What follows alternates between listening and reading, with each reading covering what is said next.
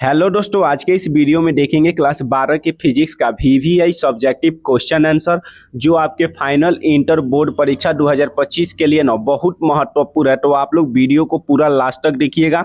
और इसके पहले हम 10 को क्वेश्चन कंप्लीट करवा दिए हैं, तो उसका लिंक हम डिस्क्रिप्शन बॉक्स में दे देंगे, वहां से आप लोग जाकर वीडियो को पूरा देख लीजिएगा। और आपके एग्जाम में ना जितना प्रश्न आएंगे सब्जेक्टिव क्वेश्चन, सभी प्रश्न यहीं से रहेंगे, बस आप लोग वीडियो को पूरा देखिए। क्वेश्चन नंबर 11 देखिएगा ना, पोलराइड क्या है इसका उपयोग लिखे। पोलराइड क्या है इसका उपयोग लिखे। तो आप लोग लिखिएगा, वैसा पदार्थ जो अनपोलराइज लाइट को प्लेन पोलराइज लाइट में बदल दे उसे पोलराइज कहा जाता है। वैसा पदार्थ जो अनपोलराइज लाइट को ना प्लेन पोलराइज लाइट में बदलता है उसी को पोलराइज कहा जाता है। इसका उपयोग ना निम्नलिखित है। पोलराइड का उपयोग निम्नलिखित है। पहला आप लोग लिखिएगा, चश्मे के द्वारा 3 डायमेंशनल फिगर देखने में इसका प्रयोग किया जाता है।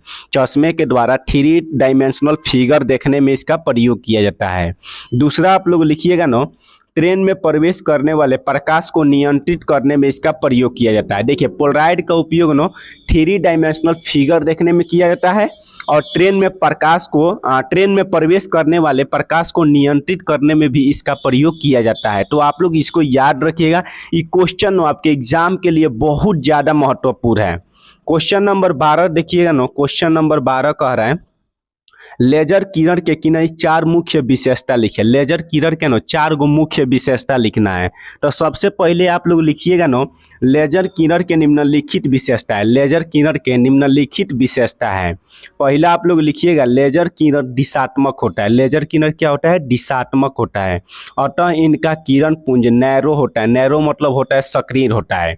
देखिए, लेजर किरण होता है ना, यह दिशात्मक होता है और इसका किरण पुंज होता है ना, यह नैरो होता है यानी सक्रिय होता है। दूसरा आप लोग लिखिएगा, यह किरण क्षण भर में कठोर से कठोर धातु को पिघलाकर वाष्पित कर देता है। देखिए, लेजर किरण इतना ना खतरनाक होता है कि यह क्षण भर का मतलब हुआ कुछ समय में ना कठोर से कठोर धातु को पिघलाकर वाष्पित कर देता है। तो इसको आप लोग याद रखिएगा, लेजर किरण इतना खतरनाक होता है कि यह क्षण भर में ना कठोर से कठोर धातु को पिघलाकर वाष्पित कर देता है।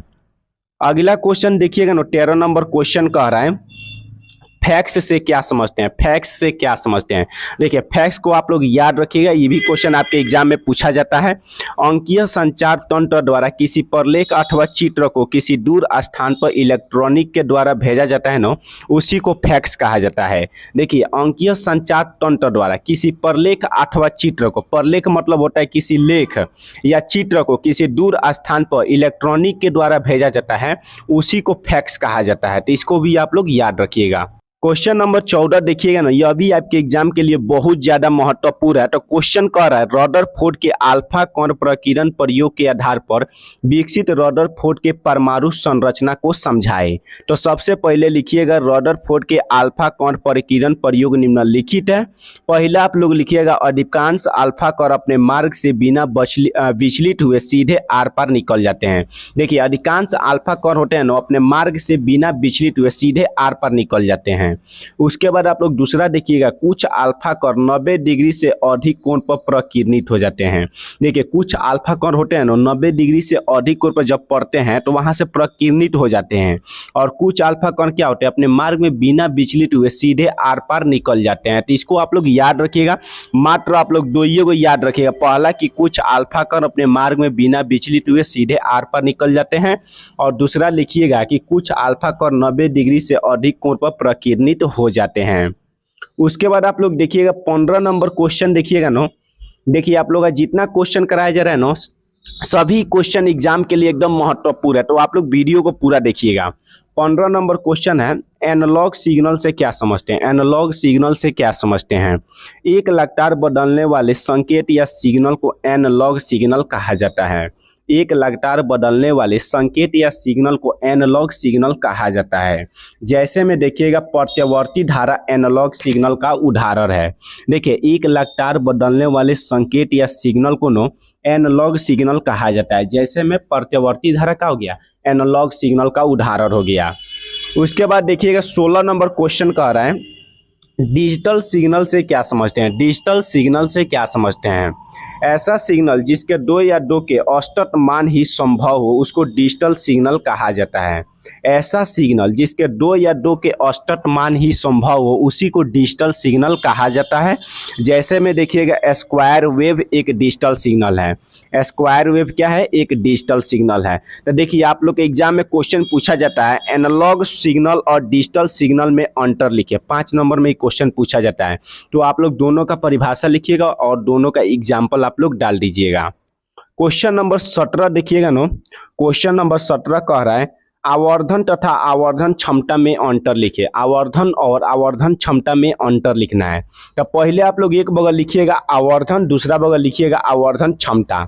आवर्धन में लिखिएगा नो, यह एक लीनियर मैग्निफिकेशन होता है। आवर्धन का होता है लीनियर मैग्निफिकेशन होता है। लीनियर मतलब होता है रैखिक। और इसमें लिखिएगा यह एक एंगुलर मैग्निफिकेशन होता है। एंगुलर मतलब होता है कोणीय। दूसरा आप लोग लिखिएगा आवर्धन में यह वस्तु तथा प्रतिबिंब का अनुपात होता है। आवर्धन का होता है वस्तु और प्रतिबिंब का अनुपात होता है। और आवर्धन क्षमता में लिखिएगा यह इमेज तथा वस्तु के द्वारा आंख पर बनाया गया विजुअल एंगल का अनुपात होता है। देखिए आवर्धन क्षमता होता है नो, इमेज और वस्तु के द्वारा आंख पर बनाया गया विजुअल एंगल का अनुपात होता है। और आवर्धन में आप लोग लिखिएगा इसका मान प्लस अनंत से माइनस अनंत के बीच होता है। आवर्धन का जो मान होता है ना वह प्लस अनंत से माइनस अनंत के बीच होता है। और इसमें आवर्धन क्षमता में लिखिएगा इसका मान 1 + d/f तथा d/f के बीच होता है। देखिए आवर्धन क्षमता का जो मान होता है 1 + d/f तथा d/f के बीच होता है। उसके बाद आगे अगला क्वेश्चन देखिएगा ना।